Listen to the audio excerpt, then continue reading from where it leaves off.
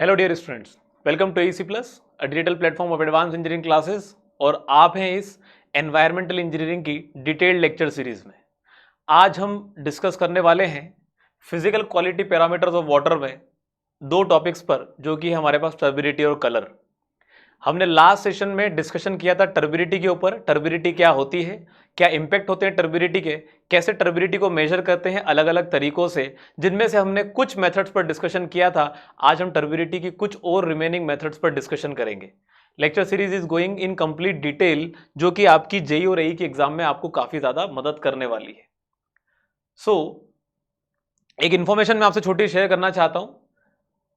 AEC plus के YouTube channel पर हम टारगेट सीरीज के through complete syllabus cover up कर रहे हैं, कंप्लीट टेक्निकल सिलेबस कवर कर रहे हैं। That is first time on YouTube जहां पर 100% डिटेल में पढ़ाया जा रहा है। मतलब जो कंटेंट एप्लीकेशन पर होता है उससे ज्यादा डिटेल्ड कंटेंट, या समझ सकते हैं आप, लगभग उतना ही डिटेल्ड कंटेंट आपको जो है वो यूट्यूब पर फ्री ऑफ कॉस्ट मिल रहा है। डेली आपको इवनिंग में 4 PM पर एनवायरमेंटल इंजीनियरिंग की क्लास आपको मेरे थ्रू मिल रही होंगी। डेली शाम को 5:30 बजे आपको हर्षित सर के द्वारा फ्लूइड मैकेनिक्स की क्लास मिल रही होगी। सैटरडे को every Saturday will be conducting live question practice sessions, जहां पर आपके डाउट्स को भी एंटरटेन किया जाएगा। जो आपने मंडे टू फ्राइडे तक इन लेक्चरों में जो पढ़ा है, जो क्वेश्चन लगाए हैं, उनके थ्रू जो भी डाउट्स आते हैं वो सैटरडे को बेसिकली एंटरटेन किए जाएंगे। संडे को will be conducting the marathon session, जहां पर हम अलग अलग एग्जाम्स को टारगेट करते हुए मैराथन सेशन लेकर आने वाले हैं। ये क्लासेस हमेशा मंडे टू फ्राइडे आपको मिलती रहेंगी। आपको सिर्फ एक काम करना है, इन लेक्चरों को जितने ज्यादा लोगों तक शेयर कर सकेंगे उतना ज्यादा बेहतर होगा, so that more and more students get to know कि यूट्यूब पर भी कोई ऐसा चैनल है जहां पर डिटेल में सिलेबस कवर अप कराया जा रहा है। चलिए, so this is my profile that you can see, आप यहां पर देख सकते हैं। जस्ट फॉर द रेफरेंस, अब आते हैं हम हमारे टॉपिक डिस्कशन पे। जैसा कि लास्ट क्लास में हम लोगों ने पढ़ा था, हम टर्बिडिटी के बारे में जान रहे थे। टर्बिडिटी क्या होती है हमने ये पहचाना था, किस कारण से होती है, इंपैक्ट क्या है टर्बिडिटी के। इतना कुछ जानने के बाद हमने ये जाना था कि अगर टर्बिडिटी से दिक्कत है तो टर्बिडिटी को मेजर करना पड़ेगा। और मेजर करने के दो तरीके सीख लिए थे। टर्बिडिटी रॉड मेथड से कैसे मेजर करते हैं और जैक्सन टर्बिडिटी मीटर से कैसे मेजर करते हैं, ये दो तरीके हमने सीख लिए थे। आज हम बात करने वाले हैं लास्ट क्लास के एंड में, जहां पर हमने छोड़ा था। हमने कहा था कि हमें drinking water supplies, municipal water supplies में टर्बिडिटी मेजरमेंट करने के लिए टर्बिडिटी रॉड मेथड भी काम नहीं आ पाएगी और जैक्सन टर्बिडिटी मेथड भी काम नहीं आ सकता।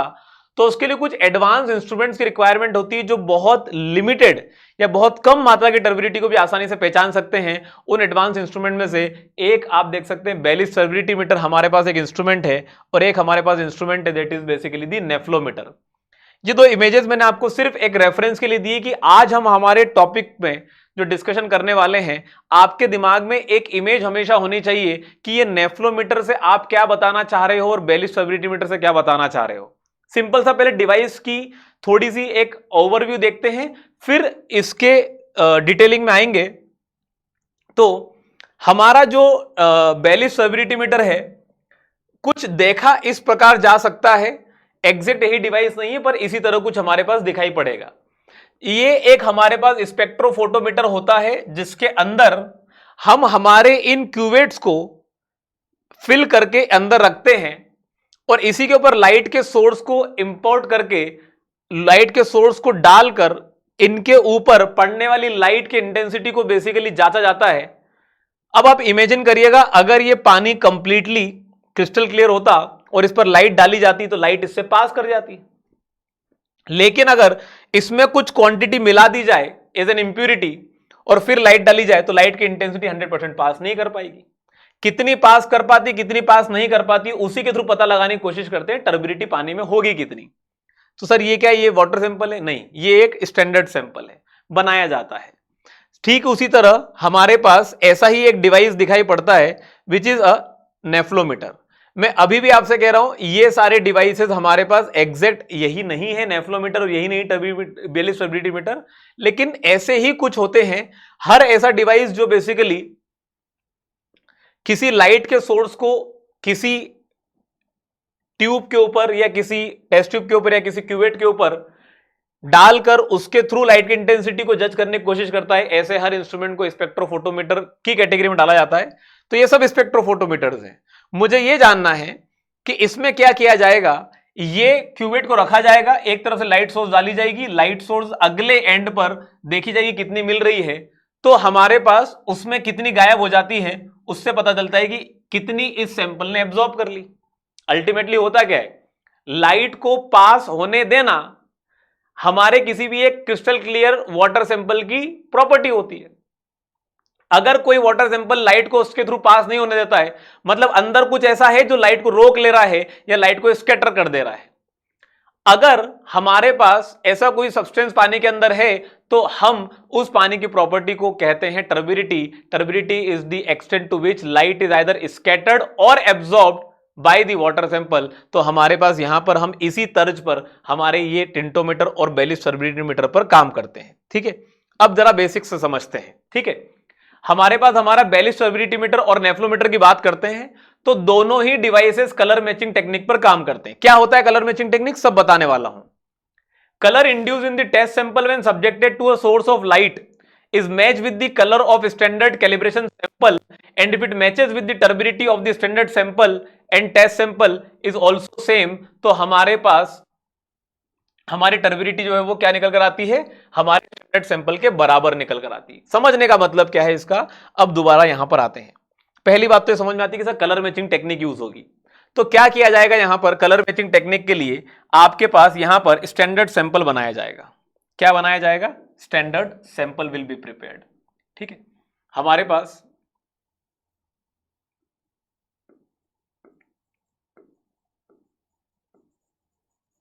कलर मैचिंग टेक्निक की बात करते हैं। तो कलर मैचिंग टेक्निक के लिए क्या किया जाएगा, एक बनाया जाएगा स्टैंडर्ड सैंपल, स्टैंडर्ड सैंपल बनाया जाएगा। अब स्टैंडर्ड सैंपल कैसे बनाया जाएगा, लास्ट वाले केस में स्टैंडर्ड सैंपल बनाने का तरीका सिंपल सा था। क्या किया था, 1 लीटर ऑफ प्योर वाटर के अंदर सिलिका पाउडर डाला गया था, सिलिका डाइऑक्साइड डाला गया था। यहां पर सिलिका डाइऑक्साइड मतलब हमारे पास हमारा जो मिट्टी मतलब रेत है, रेत के पार्टिकल्स को पीस लिया पूरी तरीके से, और जब पीसने के बाद इसको देखेंगे तो ये जो पाउडर बनेगा सिलिका पाउडर बन जाता है। सिलिका डाइऑक्साइड को सिलिका पाउडर हम पाउडर के रूप में यूज करते हैं। यहां पर अब हम फॉर्म चेंज कर देंगे, ज्यादा एडवांस पर आ गए हैं। तो स्टैंडर्ड सैंपल कैसे बनाया जाएगा, आपके पास यहां पर फॉर्मजीन मिलाया जाएगा। क्या मिलाया जाएगा, फॉर्मजीन मिलाया जाएगा। तो हमारे पास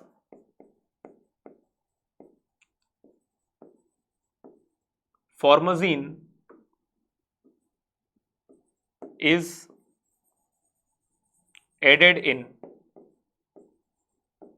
1 liter of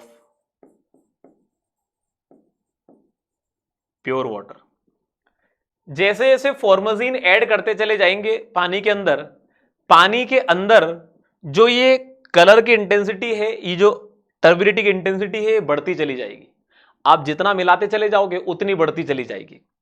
इसमें आपने क्या किया, 1 मिलीग्राम का 1 mg का फॉर्मजीन डाला तो कुछ गंदगी आएगी। आप इसको सैंपल को अंदर रखो, इसकी टर्बिडिटी चेक करो, फिर इसमें डालो, फिर सैंपल को अंदर रखो, फिर टर्बिडिटी चेक करो, फिर अंदर डालो, फिर सैंपल के अंदर रखो, टर्बिडिटी चेक करो। हर बार टर्बिडिटी की कुछ ना कुछ वैल्यू आएगी। ठीक है, वहीं पर हमारे पास हम क्या करते हैं, एक टेस्ट सैंपल लेते हैं और टेस्ट सैंपल को हम क्या करते हैं, हमारे पास हम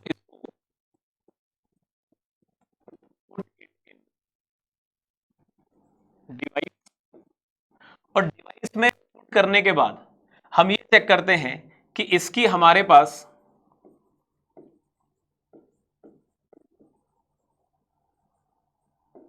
कलर इंटेंसिटी कितनी आ रही है।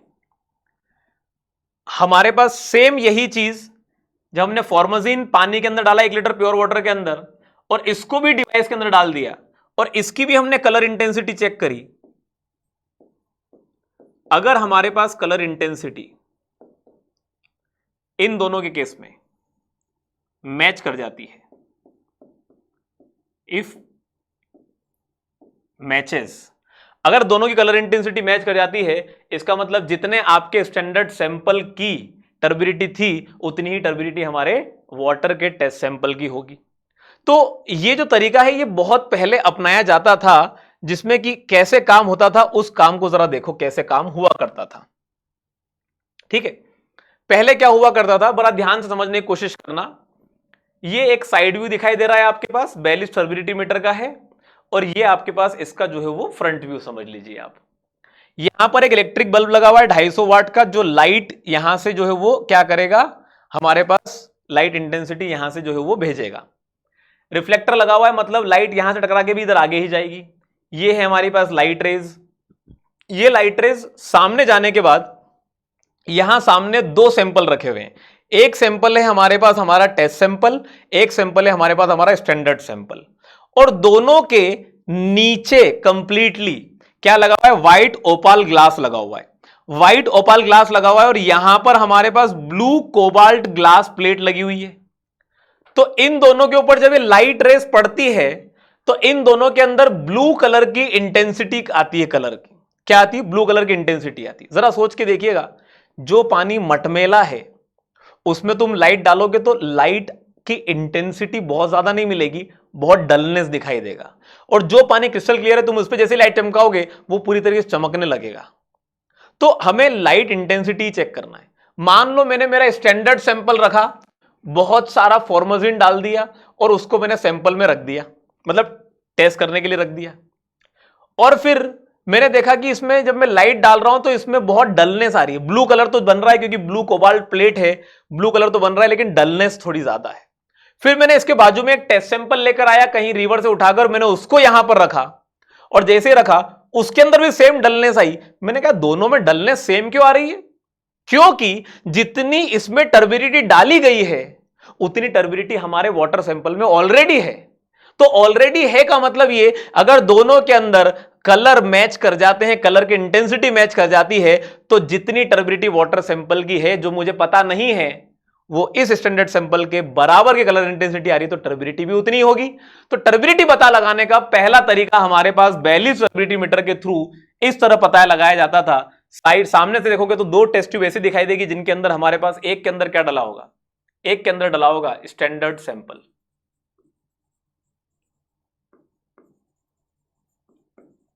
और एक के अंदर डला होगा आपके पास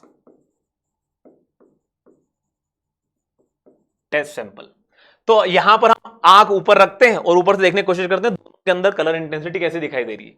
लेकिन अब जरा सोचो कि हमने ये तो कर लिया, अब इसका प्रोसीजर भी समझ लो। प्रोसीजर क्या समझ लो, हमने ये काम किया, ये काम करने के बाद ये इसकी बेसिक डेफिनेशन कहती है, colour induced in test sample when subjected to a source of light is match with the colour of standard calibration sample and if it matches with the turbidity and if it matches, अगर ये match कर जाता है तो हमारे पास the turbidity of standard sample and the test sample is also same, दोनों की टर्बिडिटी सेम हो जाएगी। ये एक बेसिक प्रिंसिपल था, ठीक है। अब हुआ क्या, समय के साथ हमारे पास जो ये ऊपर से आंखों से देखते हैं ना, सबकी आंखें अलग अलग होती है, तुम्हारी आंख कुछ अलग देखेगी, मेरी आंख कुछ अलग देखेगी, सबकी अपनी अपनी एबिलिटी है। तो हमने आंख से देखने का खेल ही खत्म कर दिया, हमने उसे करंट बेस बना दिया। क्या बना दिया, करंट बेस बना दिया। करंट बेस बना दिया मतलब हमने अब आंख से देखने का रोल ही खत्म कर दिया, हमने आंख की जगह लगा दी फोटो डिटेक्टर्स। तुम्हारी और मेरी आंख क्या देखती है, लाइट ही देखती है ना। हमने लाइट देखने के लिए इलेक्ट्रॉनिक हमने सिस्टम लगा दिया जिसे कहते हैं फोटोमीटर्स। तो फोटोमीटर कहो या फोटो डिटेक्टर कहो, जो खुद एक बारीक से बारीक इंटेंसिटी ऑफ लाइट को जज करने की एबिलिटी रखते हैं। तो हमने क्या किया, हमने हमारे डिवाइस के अंदर, बेसिक डिवाइस यही है कि लाइट निकलेगी, इन पर पड़ेगी, कलर इंड्यूस होगा। अब वो कलर अभी तक तो हम देखते थे, अब हमारे देखने की बजाय हमने यूज करना चालू कर दिया क्या, फोटो डिटेक्टर, जो डिवाइस के अंदर लगे वो खुद जज कर लेंगे। और सर वो खुद जज करके बताएंगे कैसे, हमें मुंह से बोलेंगे? नहीं नहीं, बोलेंगे नहीं। हमारे डिवाइस के अंदर क्या होता है, अगर आप देखेंगे तो ये स्क्रीन लगी हुई है, सब कुछ कंप्लीट हमारे पास मैनेजेबल है इसके अंदर। अपने आप तुम डालोगे, ऊपर से इसे बंद करोगे, ऑन करोगे, खुद सब कुछ होगा। यहां पर डायरेक्ट रीडिंग लिखी आ जाएगी आपके पास, मतलब एलईडी स्क्रीन पर डायरेक्ट रीडिंग लिखकर आ जाती है, आपको कुछ करने की जरूरत पड़ती नहीं है। तो कैसे काम करता है ये, आपने क्या किया, एक लाइट सोर्स लिया, एक लाइट सोर्स लिया, उस लाइट को आपने किसी थ्रू आगे भेजा, तो यहां पर लेंसेज इसलिए यूज कर लिए गए क्योंकि ये लेंसेज लाइट की बीम बना देते हैं। अगर ये हमारे वाटर सैंपल के ऊपर, ये लिखा सैंपल सेल, सैंपल सेल पे डलने के बाद, सैंपल सेल पे डलने के बाद अगर हमारा डिटेक्टर यहां पर 90 डिग्री एंगल पर लगा हुआ है, कहां पर, इंसिडेंट लाइट के इंसिडेंट डायरेक्शन के 90 डिग्री एंगल पर लगा हुआ है, तो यहां पर लाइट आई, कुछ लाइट इसके अंदर से निकल जाएगी जिसको कोई पार्टिकल रोक नहीं पाएगा, लेकिन कुछ पार्टिकल पर जैसे लाइट टकराएगी वो टकराकर स्कैटर होकर यहां पहुंच जाएगी। तो ऐसा डिटेक्टर जो लाइट के 90 डिग्री एंगल पर लगा होता है, वो इस सैंपल में जो लाइट पड़ती है उस लाइट की स्कैटर्ड लाइट को जो है वो डिटेक्ट करता है। मतलब वो डिटेक्टर जो स्कैटरिंग ऑफ लाइट के प्रिंसिपल पे काम करता है, ऐसे डिवाइस को हम नाम देते हैं नेफ्लोमीटर। क्या नाम देते हैं इसको, नेफ्लोमीटर। नेफ्लोमीटर पहले जो है वो बेलिस के तरह ही काम करते थे, हमने आई को रिप्लेस कर दिया, हमने से करंट से जो है वो बना दिया, ठीक है। लेकिन अगर कोई लाइट बीम आए, सैंपल सोर्स के ऊपर पड़े, और सैंपल सोर्स से पड़ने के बाद इसके बीच बीच में से निकलते हुए कुछ लाइट आगे चली जाएगी, कुछ लाइट को ये पार्टिकल रोक लेंगे। रोक लेना मतलब एब्जॉर्ब कर लेना। तो कितनी लाइट ये एब्जॉर्ब कर लेते हैं, कितनी लाइट सामने चली जाती है। डिटेक्टर को मान लो फॉर एग्जांपल यहां से भेजी 100 यूनिट की लाइट, इसको मिली 20, तो डिटेक्टर कहता है कि 80 लाइट हमारे सॉइल सैंपल ने रोक ली। तो मैंने कहा 80 लाइट रोक ली मतलब क्या, बोले आपने 100% लाइट भेजी, 80% इन्होंने रोक ली, इसका मतलब क्या हुआ। तो इसने कहा मतलब कुछ भी नहीं, तुम पहले एक काम करो, इसकी जगह इसको हटाओ और स्टैंडर्ड सैंपल लेकर आओ, और स्टैंडर्ड सैंपल में इतनी टर्बिडिटी डालो कि वो भी 80% लाइट रोक ले। तो कितनी टर्बिडिटी, मतलब कितनी टर्बिडिटी डालने पर 80% लाइट रुक जाए, समझ जाना उतनी टर्बिडिटी सैंपल की भी है। सिंपल सा फंडा है। तो यहां पर हमारे पास लाइट आई, पार्टिकल्स ने रोक ली, कितनी इसको मिली, ये बोलता है कुछ लाइट इन्होंने एब्जॉर्ब कर ली। तो जब एब्जॉर्प्शन प्रिंसिपल पर हमारे पास कोई डिवाइस काम करता है, उसे कहते हैं बेलिस टर्बिडिटी मीटर।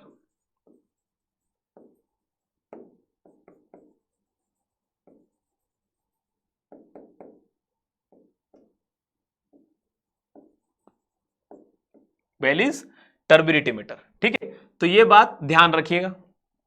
हमारे पास क्या हुआ यहां पर, ये हमारा पुराना टेक्निक हुआ करता था, व्हाइट ओपल ग्लास नीचे लगा होता था, ब्लू कोबाल्ट ग्लास प्लेट यहां लगी होती थी, ऊपर से देखा जाता था, हम अपने हिसाब से काम करते थे। अब वो काम चेंज हो गया हमारे पास, ठीक है। हमारा आई डिटेक्शन, या फिर इसको लिखता हूं मैं turbidity detection by eye now replaced by photo detectors, that is now devices are based on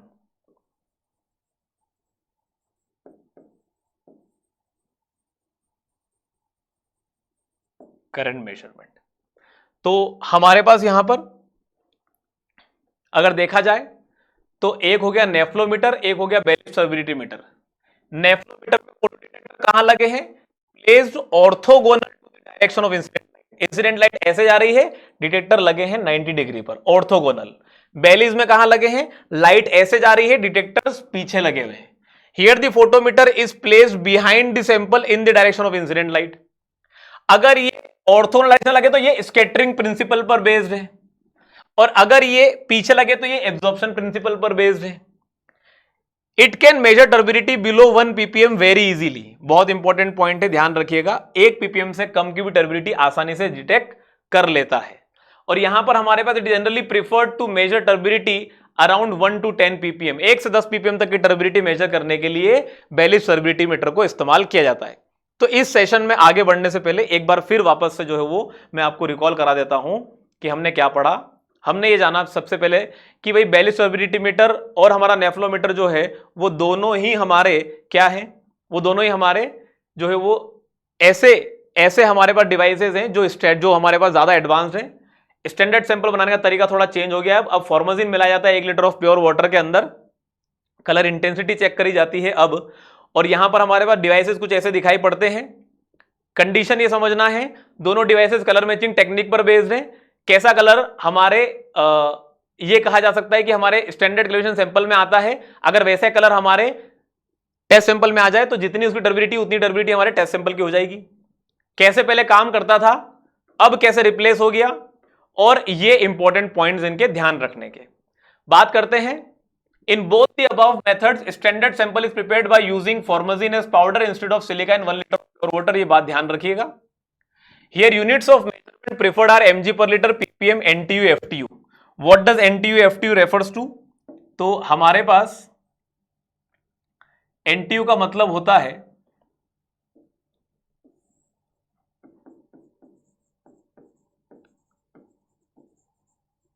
नेफ्लोमेट्रिक turbidity unit.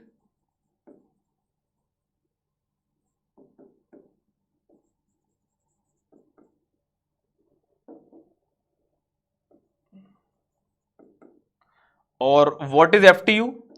चूंकि हमने क्या कर दिया है इसके अंदर, फॉर्मजिन मिला दिया, तो फॉर्मजिन के अकॉर्डिंग यूनिट का नाम चेंज हो गया और यूनिट का नाम पड़ जाता है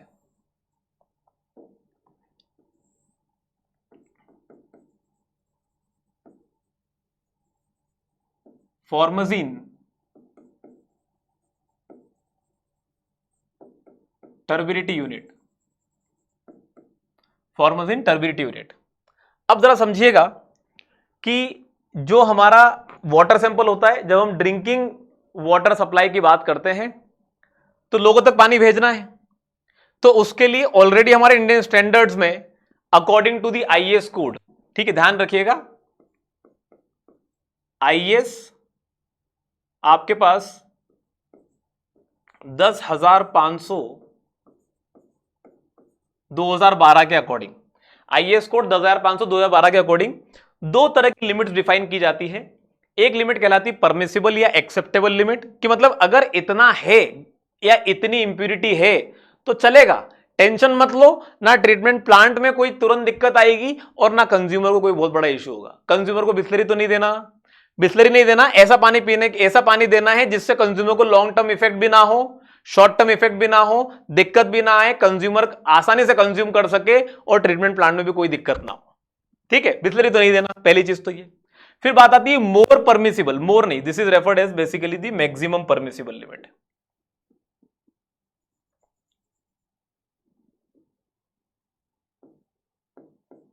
it is referred as maximum permissible limit. या तो आप इसे मैक्सिमम परमिसिबल लिमिट कहो या फिर इसे आप कॉज फॉर रिजेक्शन कहो। इसी को एक और नाम से जाना जाता है कि हमारे पास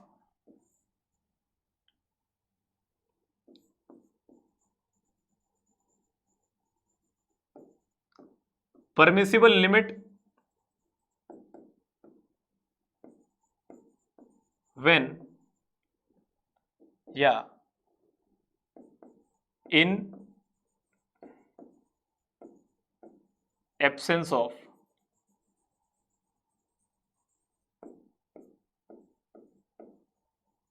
alternate source. Absence of alternate source मतलब क्या? मान लो फॉर एग्जांपल मैंने आपसे कहा कि यार लोगों तक पानी सप्लाई करना है, हमारे पास 2-3 अलग अलग वाटर बॉडीज हैं। किसी ने कहा सर किससे पानी ले? मैंने कहा पहली वाली से लेके देखो पानी कैसा आ रहा है। आपने पानी लिया, टर्बिडिटी का टेस्ट किया, बहुत सारी टर्बिडिटी आ रही है।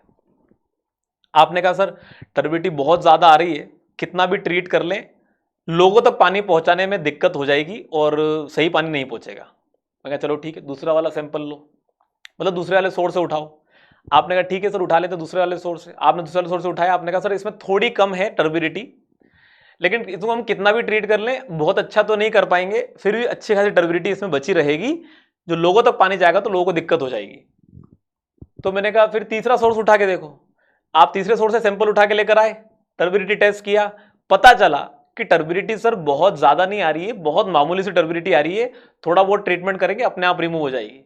तो मैंने कहा इसको अगर लोगों तक पानी पहुंचाएंगे तो आपने कहा सर फिर तो कोई दिक्कत ही नहीं होगी, आराम से जाएगा पानी, कोई प्रॉब्लम ही नहीं है, मतलब लोगों को बहुत अच्छा भी लगेगा। तो मैंने कहा फिर इसी को ले लो। तो आपने क्या किया, जब ऑल्टरनेट सोर्सेज अवेलेबल रहते हैं तो आप मल्टीपल सोर्सेज में तो देखते हो कि किसमें हमें कम मेहनत करनी पड़े, आप वो वाला पानी उठा लेते हो। लेकिन अगर मान लो कोई ऐसी जगह है जहां पर सोर्सेज अवेलेबल ही नहीं है, एक ही सोर्स है, आपने कहा सर पानी सप्लाई करना है लोगों को, मैंने कहा कि ठीक है वो रहा सोर्स, पानी उठा के लेके आओ वहां से। आपने कहा सर वहां की टेस्टिंग कर रहा हूं तो टर्बिडिटी बहुत ज्यादा आ रही है, तो टर्बिडिटी बहुत ज्यादा आ रही है तो सर क्या करें। तो मैंने कहा एक काम करो, IS कोड उठा के देखो 10,500 2012, उसमें मेंशन होगी कि कितनी हमारे पास टर्बिडिटी परमिसिबल है हमारे ड्रिंकिंग वाटर सप्लाई में। तो आपने कोड उठाया, आपने वैल्यूज देखी, आपने कहा सर उसमें लिखा हुआ है कि turbidity for drinking water supply is equal to 1 NTU के बराबर, मतलब 1 NTU मतलब 1 mg पर लीटर ही समझ लो। वो तो बस खाली नेफ्लोमीटर यूज ज्यादातर यूज होता है, तो हमने नेफ्लोमेट्रिक टर्बिडिटी यूनिट उसे नाम दे दिया, ठीक है। तो आपने वैल्यू देख के बोला आपने सर ये तो इसमें तो 1 NTU लिखा हुआ है। तो मैंने कहा क्या दिक्कत है, बोले सर इतनी कम परमिसिबल लिमिट कैसे लेकर आएंगे, क्योंकि हमारा जो एक ही हमारे पास वाटर सोर्स है और वो बहुत गंदा है, और बहुत गंदा है तो सर उसको मैं कितना भी ट्रीट कर लूं, मैं 1 NTU तक तो टर्बिडिटी गिरा नहीं सकता, इतनी कम तो नहीं कर पाऊंगा। तो मैंने कहा फिर क्या करें। आपने कहा सर फिर कोड में एक जगह लिखा हुआ है कि अगर आपके पास ऑल्टरनेट सोर्सेज अवेलेबल नहीं है तो आप इसी परमिसिबल लिमिट को और आगे तक लेकर जा सकते हो, और वो है हमारे पास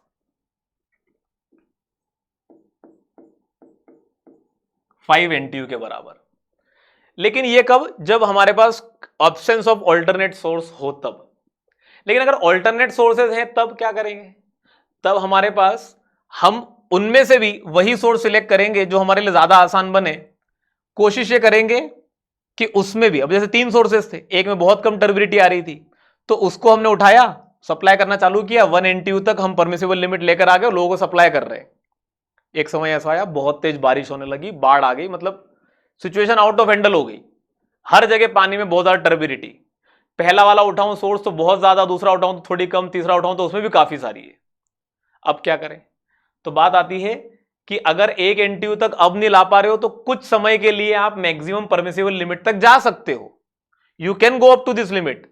लोगों को ये पानी तो बहुत अच्छा लगेगा, कोई दिक्कत नहीं है, इसमें थोड़ी बहुत परेशानी होगी लेकिन वो ऑब्जेक्शनेबल नहीं होगी, थोड़ी बहुत परेशानी हो तो भी चल जाएगा, but for some time period, थोड़े टाइम बाद ये सिचुएशन भी सही हो जाएगी, हम वापस से इस पर आ जाएंगे। तो this is the case cause for rejection, मतलब अगर इससे ज्यादा हुआ तो पानी रिजेक्ट करना पड़ेगा क्योंकि वो एक्सेप्टेबल नहीं हो जाएगा, और यही बन जाती है मैक्सिमम परमिसिबल लिमिट।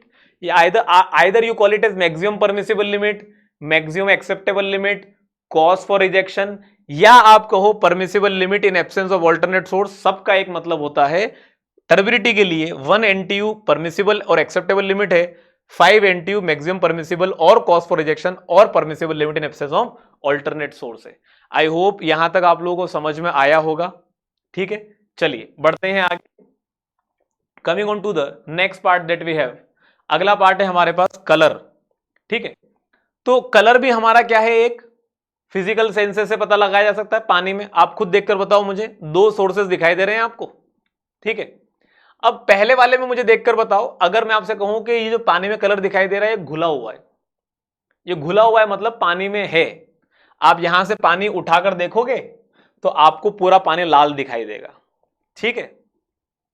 तो आपने कहा सर ये तो पानी पूरा जो है वो पूरा का पूरा कलर पानी में घुल गया है। तो मैंने कहा ठीक है क्या करें।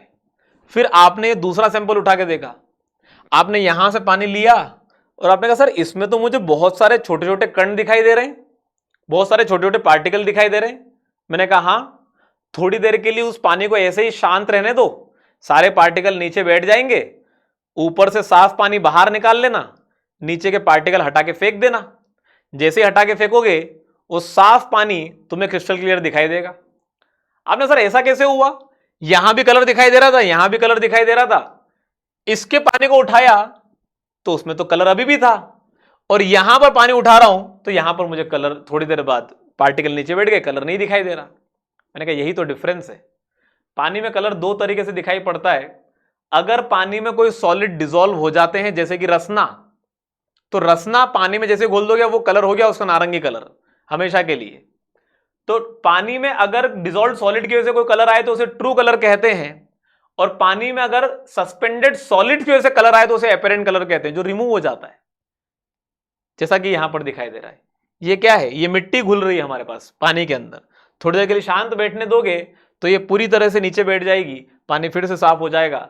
तो पानी में कलर अगर डिसॉल्व सॉलिड की वजह से दिखाई दे तो पानी का ट्रू कलर बन जाता है, और पानी में अगर सस्पेंडेड सॉलिड की वजह से कलर दिखाई दे तो वो एपेरेंट कलर कहलाता है। पानी में कलर अलग अलग चीजों से आ सकते हैं। आपको यहां दिखाई दे रहा होगा, अगर पानी में येलोइश ब्राउन कलर आ रहा है तो वो ह्यूमिक एसिड की वजह से पानी के अंदर जो घुल जाता है उसकी वजह से थोड़ा सा येलोइश आ जाता है। पानी में अगर आयरन ऑक्साइड घुल जाता है तो उससे रेडिश ब्राउन कलर आ जाता है, और पानी में अगर मैंगनीज घुल जाता है तो उससे ब्राउनिश ब्लैक कलर आ जाता है। कलर में मुझे कोई दिक्कत है क्या? आप किसी को भेज के देखो ये वाला पानी, किसी को आप ये पानी भेज कर देखो, कोई ये पानी अगर ये कंज्यूम कर ले तो ठीक है, नहीं करे तो फिर वही इंपैक्ट बन जाता है।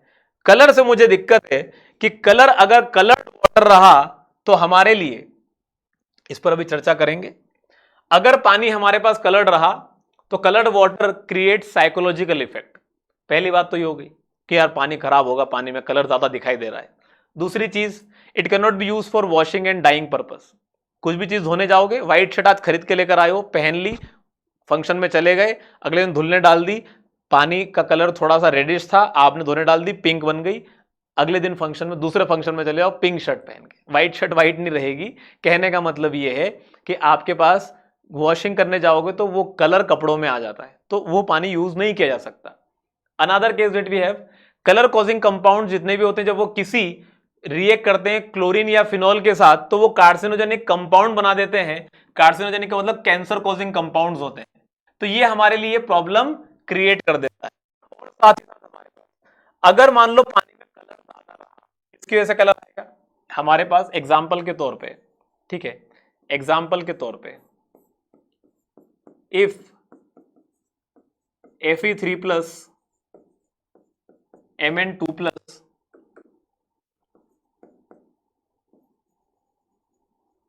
present in water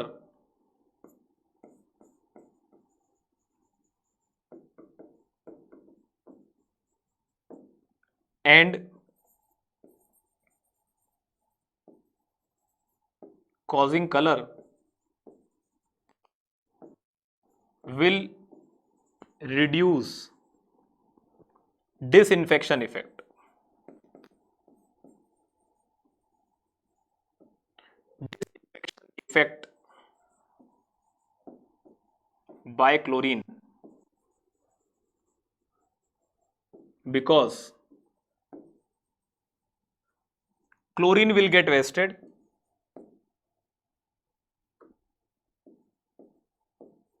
will get wasted in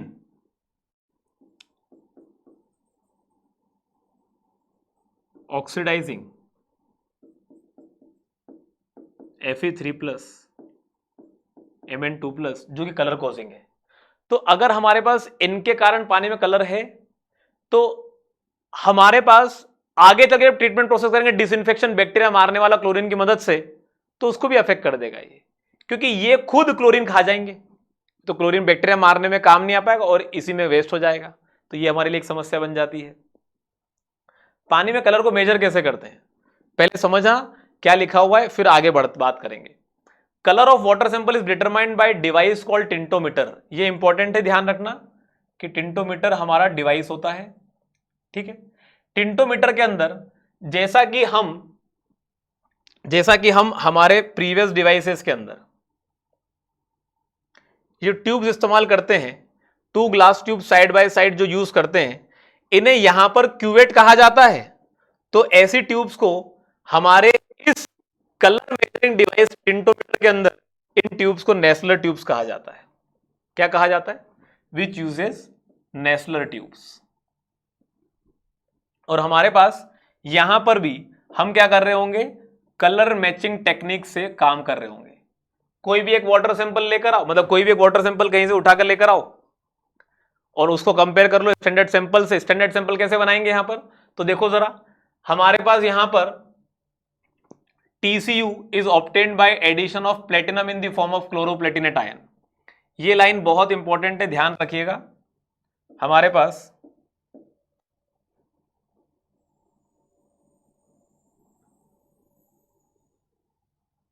exam में डायरेक्ट सवाल पूछता है, ये बच्चों से कई बार बनता नहीं है।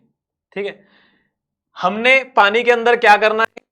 टिंटोमीटर के अंदर नेस्लर ट्यूब्स की मदद से हमें कलर मैचिंग टेक्निक से इंटेंसिटी ऑफ कलर पता करनी है कि हमारे सैंपल में कितना कलर है और स्टैंडर्ड सैंपल में कितना कलर है। स्टैंडर्ड सैंपल में हम कलर डालते जाएंगे डालते जाएंगे डालते जाएंगे। कैसे डालेंगे स्टैंडर्ड सैंपल में कलर?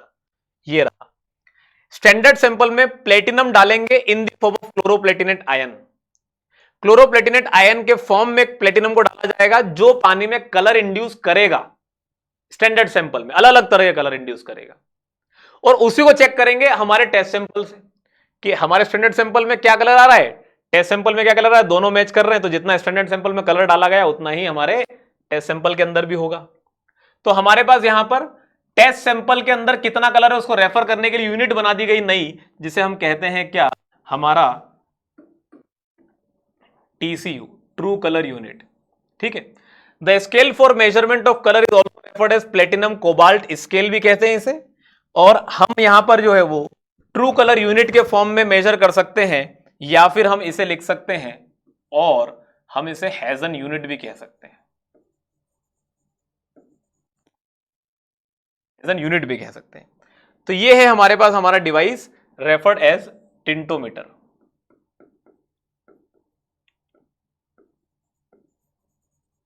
ठीक है, ये टिंटोमीटर है हमारे पास। आप समझ लीजिए कि इसमें से कोई एक सैंपल है आपका which is basically standard sample.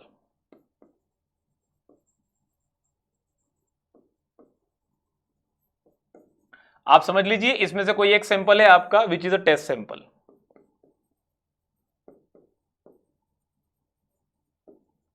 तो इनके कलर मैच कराने हैं बस खाली। और ये कलर मैच कराने के लिए क्या कलर बन रहा है क्या नहीं बन रहा उसके लिए हमारे पास अलग अलग कलर के इंटेंसिटीज को डिफाइन करने के लिए प्लेटें हैं हमारे पास। तो ये हमारा बेसिक सा डिवाइस हो जाता है।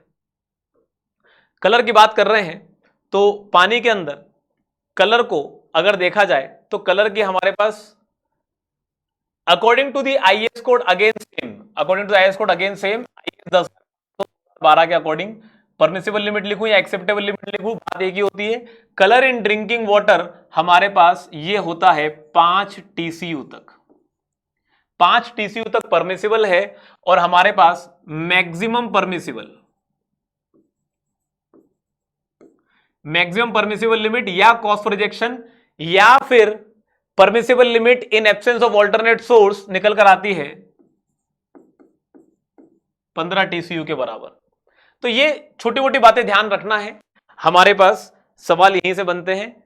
इन दी कमिंग सैटरडे हम इसी अलग अलग टॉपिक्स पे बेस्ड अलग अलग तरह के क्वेश्चन सॉल्व करेंगे, क्या होते हैं सभी पर बात करेंगे, है ना? ठीक है,